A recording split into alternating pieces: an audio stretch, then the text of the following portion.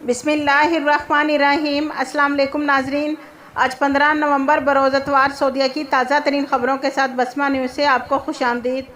اگر آپ سعودیہ کی تازہ ترین خبروں سے باخبر رہنا چاہتے ہیں تو بسمہ نیوز کو سبسکرائب کر دیں اور بیل آئیکن کو پریس کر دیں۔ اپنے نام پر کاروبار کی اجازت دینے پر سعودی اور بنگلہ دیشی کو سزا۔ سعودی کے نام پر غیر ملکی کو کاروبار کی اجازت دینے کے جرم میں وزارت تجارت نے ایک شہری اور ایک بنگلہ دیشی کارکن کے خلاف عدالتی کارروائی کی ہے۔ سبق ویب سائٹ کے مطابق وزارت تجارت نے کہا ہے کہ تفتیشی ٹیموں نے ریاض میں لوہے اور ایلومینیم کے ایک کارخانے میں چھاپہ مارا تھا۔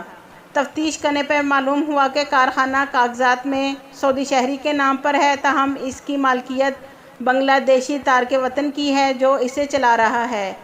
مزید تفتیش کرنے پر معلوم ہوا کہ بنگلہ دیشی کارکن کے بینک معاملات اس کی تنخواہ سے کہیں زیادہ ہیں۔ سعودی کے نام پر غیر ملکی کے کاروبار کے جرم میں موقع پر موجود تمام افراد کو گرفتار کر لیا گیا۔ وزارت نے کہا ہے کہ تمام شواہد اور ثبوت فراہم ہونے پر عدالتی کارروائی کی گئی، جس نے الزام ثابت ہونے پر مختلف سزائیں دی گئیں۔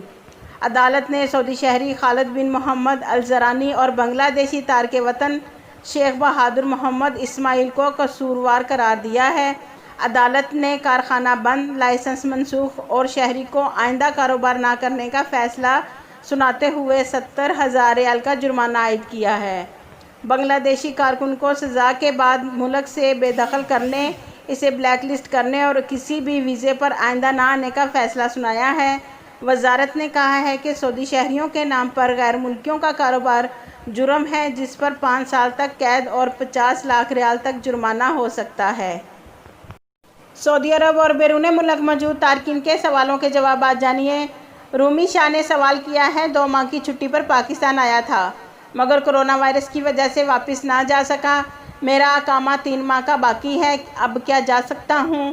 جواب: کورونا وائرس کی وجہ سے سعودی عرب ہی نہیں، دنیا بھر میں احتیاطی تدابیر اختیار کرتے ہوئے سفر پر پابندی عائد کر دی گئی تھی، تاہم اب یہ پابندیاں مرحلہ وار ختم ہو رہی ہیں۔ بین الاقوامی سفر بھی احتیاطی تقاضوں کو مد نظر رکھتے ہوئے کیا جا رہا ہے۔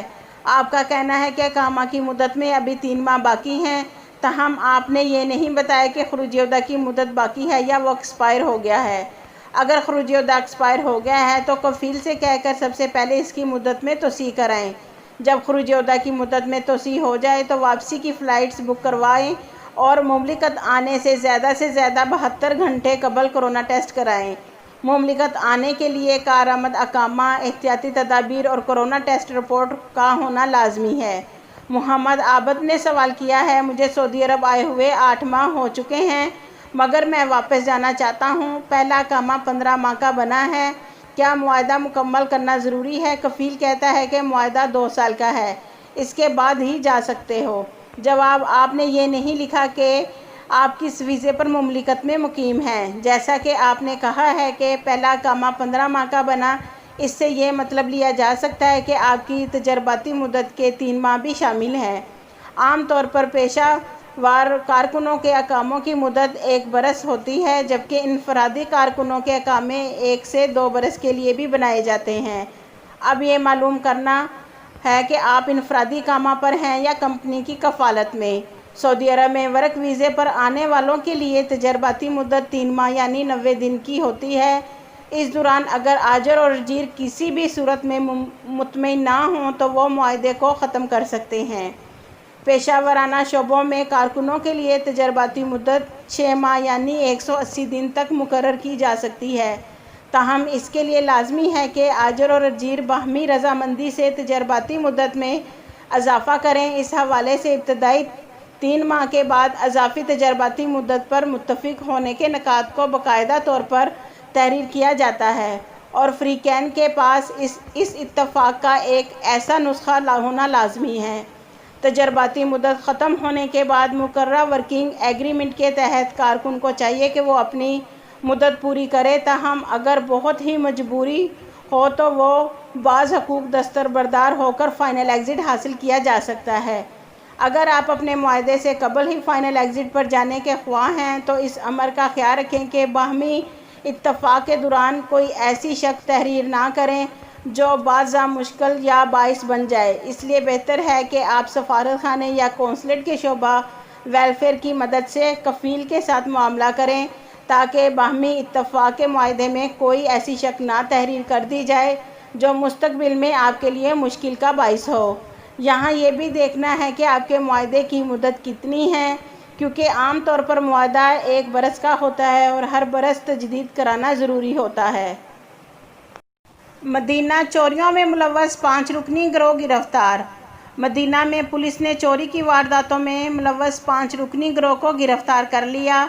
ملزمان میں 2 سعودی، 2 پاکستان اور 1 چاڈ کا باشندہ شامل ہے۔ سعودی خبر رساں ایجنسی ایس پی اے کے مطابق ریجنل پولیس ترجمان کرنل حسین القحطانی نے بتایا کہ پولیس کو چوری کی متعدد وارداتوں کی اطلاع ملی تھی، جس پر ملزمان کی گرفتاری کے لیے مخصوص یونٹ کو احکامات صادر کیے گئے تھے۔ پولیس ترجمان کرنل حسین نے مزید بتایا کہ گرفتار گروہ کے خلاف مدینہ شہر کے مختلف علاقوں میں متعدد چوریوں کے مقدمات درج کیے گئے تھے۔ ملزمان کی عمریں 20 سے 40 برس کے درمیان بتائی جاتی ہیں۔ ملزمان نے وارداتوں میں مختلف مکانوں اور فارم ہاؤس سے 1 لاکھ ریال مالیت کی اشیاء چرائی تھیں۔ گروہ کے خلاف مقدمہ درج کر کے اسے مزید تحقیقات کے لیے پراسیکیوشن کے ادارے کے حوالے کر دیا گیا، جہاں ملزمان کا چلان عدالت میں پیش کیا جائے گا۔ وادی الدواسر گودام میں ہولناک آتش زدگی پر قابو پا لیا گیا۔ شہری دفاع کے فائر فائٹنگ یونٹ نے وادی الدواسر میں گاڑیوں کے سامان کے گودام میں لگنے والی ہولناک آتش زدگی پر کئی گھنٹوں کی جدوجہد کے بعد قابو پا لیا۔ آتش زدگی سے کسی قسم کا جانی نقصان نہیں ہوا۔ متاثرہ گودام میں کولنگ کا عمل جاری ہے۔ ویب نیوز سبق کے مطابق وادی الدواسر کمشنری میں شاہراہ عام پر واقع وسیع و غریض گودام، جہاں گاڑیوں کے پارٹس اور ڈیکوریشن کی اشیاء اسٹور کی جاتی تھی، ہفتے کی شام اچانک آگ بھڑک اٹھی۔ آگ اس قدر ہولناک تھی کہ اس سے اٹھنے والا سیاہ دھواں میلوں دور سے دکھائی دے رہا تھا، جبکہ بلند ہونے والے شعلوں کی تپش نے ٹین کی چادروں کو بھی پگھلا دیا۔ آتش زدگی کی اطلاع ملتے ہی فائر فائٹرز کے مخصوص یونٹ متاثرہ مقام پر پہنچ گئے، جنہوں نے فوری طور پر آگ بجھانے کی کارروائی کا آغاز کیا۔ متاثرہ گودام سے ملحق گوداموں کو بچانے کے لیے ان پر مخصوص کیمیکل کا اسپرے کیا گیا۔ آگ بجھانے کی کارروائی میں شہری دفاع کے ساتھ علاقے کی پولیس، محکمہ بجلی اور دیگر متعلقہ شعبوں کی ٹیمیں بھی جائے موقع پر پہنچ گئیں۔ شہری دفاع کی ٹیموں نے کئی گھنٹے کی جدوجہد کے بعد بالآخر ہولناک آتش زدگی پر قابو پا لیا۔ شہری دفاع کا کہنا ہے کہ آگ لگنے کی وجہ معلوم نہیں ہو سکی۔ گودام میں کولنگ کا عمل مکمل کرنے کے بعد وجہ معلوم کرنے کے لیے مخصوص یونٹ کارروائی کا آغاز کرے گا۔ عمرہ زائر کا پرس واپس کرنے والے اہلکار کو نوازا گیا۔ جدہ کے کنگ عبدالعزیز انٹرنیشنل ایئرپورٹ پر عمرہ زائر کا پرس واپس کرنے والے اہلکار کو بہترین کارکردگی پر نوازا گیا۔ آجل ویب سائٹ کے مطابق ایئرپورٹ پر گراؤنڈ سروس فراہم کرنے والے اہلکار محمد الحازمی نے کہا ہے کہ چند دن قبل ایک عرب عمرہ زائر کا جہاز میں پرس ملا تھا، جس میں رقم کے علاوہ سرکاری دستاویزات تھے۔ انہوں نے کہا کہ واقعہ کی اطلاع شفٹ انچارج کو دی گئی، جبکہ پرس میں موجود وزٹنگ کارڈ سے زائر کا نمبر حاصل کیا گیا۔ رابطہ کرنے پر معلوم ہوا کہ زائر مکہ مکرمہ پہنچ چکا ہے، جبکہ اس کی ایئرپورٹ واپسی ممکن نہیں۔ انہوں نے کہا کہ انسانی بنیادوں پر شفٹ انچارج کی اجازت سے میں نے پرس زائر تک مکہ مکرمہ پہنچا دیا۔ میری امانت داری پر زائر نے مجھے انعامی رقم دینی چاہی، جسے میں نے قبول کرنے سے معذرت کر لی۔ بعد ازاں سعودی ایئر لائن اور ایئرپورٹ عملے کو واقعہ کی اطلاع ملی، جنہوں نے خدمات کا اعتراف میں مجھے اعزاز سے نوازا ہے۔